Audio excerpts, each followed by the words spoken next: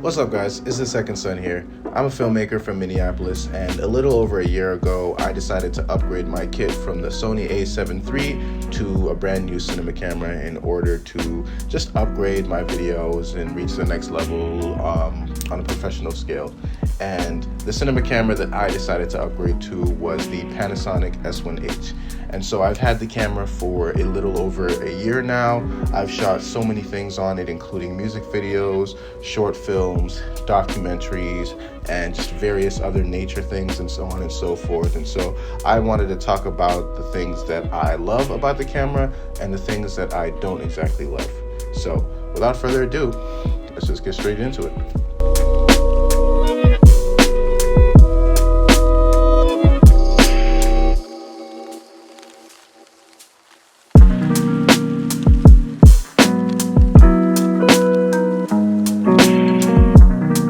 So before we get into it, just if you're new to the channel, please make sure to like and subscribe.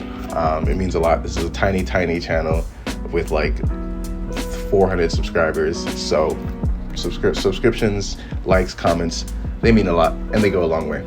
A little backstory about this camera. I bought it in about March of 2022. I had just recently been laid off from my full-time job, and so the good news was that I got to have a really fat severance check from that. So let's just say I had a lot of money to spend and I was looking to upgrade my camera. So I searched a lot of websites. I went to B&H, I went to Adorama, but it wasn't until I got to ShareGrid. Now, I love ShareGrid. Well, if you don't know what ShareGrid is a website that allows you to rent and buy used gear from other filmmakers all across the country.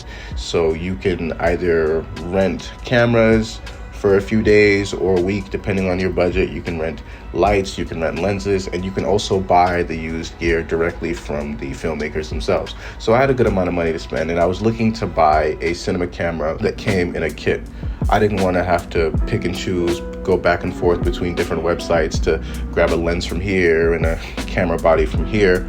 I wanted to just be able to buy one big kit that I could just start shooting with right from the go. So thankfully I found ShareGrid, and there were two videographers in my city who were selling their Panasonic S1H kit, which came with two lenses, an Atomos Ninja V monitor, a cage, and various other accessories. So I bought that, and suffice to say, I had no idea how to use it for the first 4, 5, 6 months at least. I tried to shoot as much as I could with it, but it was such a big step up from the Sony A7S III, what I was used to in terms of the menu system and the specs and just the image and what you have to do to the image coming out. I mean, I upgraded from 8-bit to 10-bit and, from 4K to 6K. But suffice to say that over the past, year and some change, I've learned a lot about this camera, and I can now comfortably speak to what I love and what I don't love about this camera. So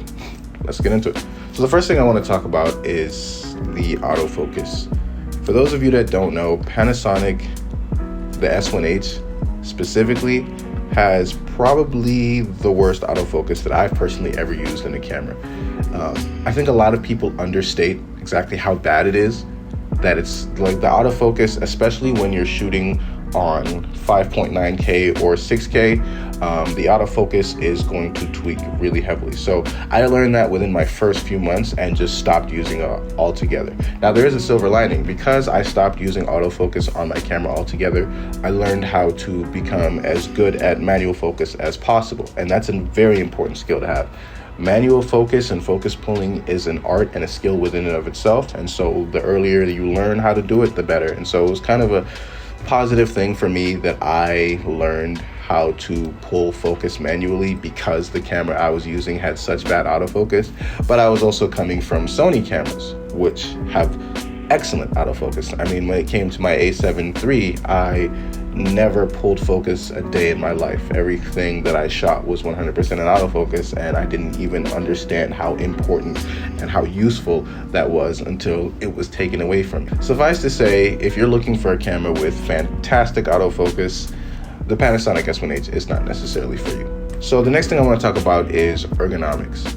So ergonomics refers to the size, the weight, and the sort of maneuverability and handleability of the camera.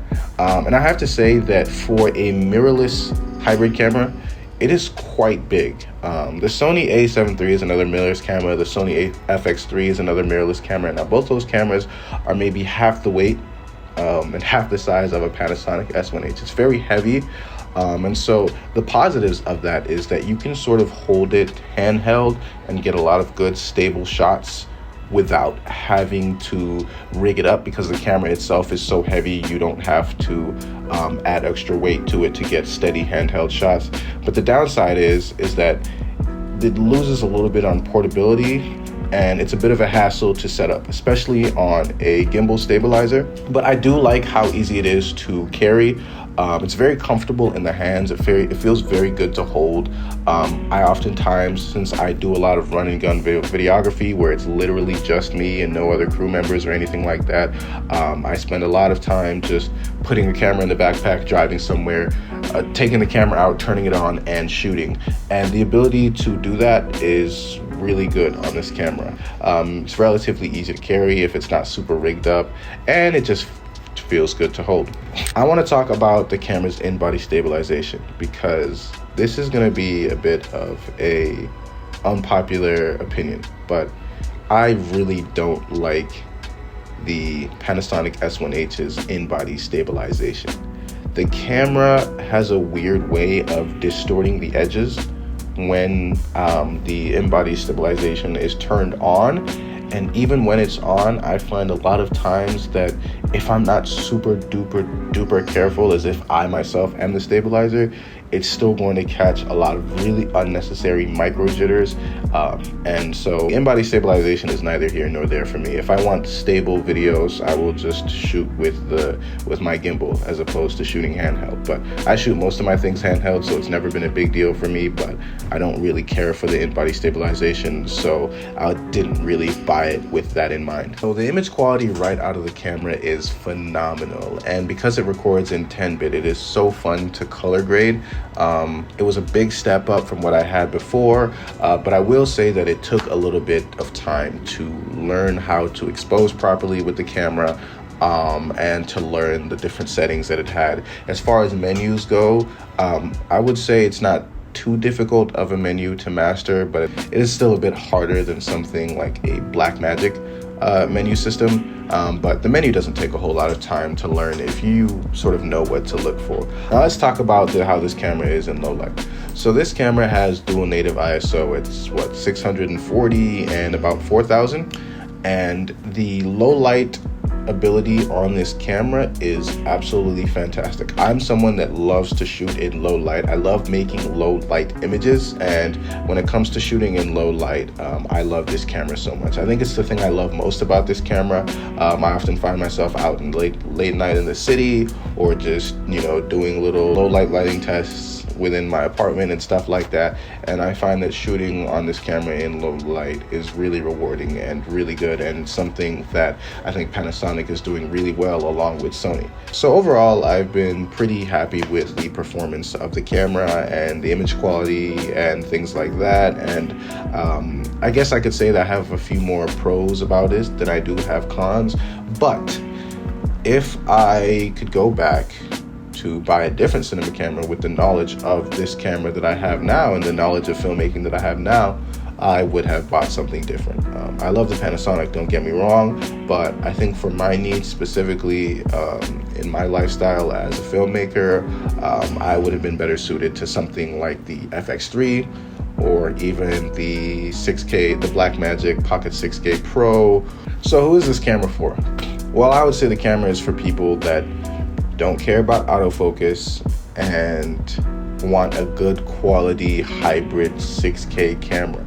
I'd say it's not necessarily about the camera, it's about the person behind it. So if you're a good enough filmmaker, you can sort of master any camera and get the same beautiful images and quality on pretty much any camera. But would I recommend the Panasonic S1H in 2023? Absolutely. They're going for about $3,000 right now, which is relatively cheaper than what it was when it came out. And so I think now would be the right time to go ahead and purchase one. And yeah, don't forget to like and subscribe, and thanks for watching.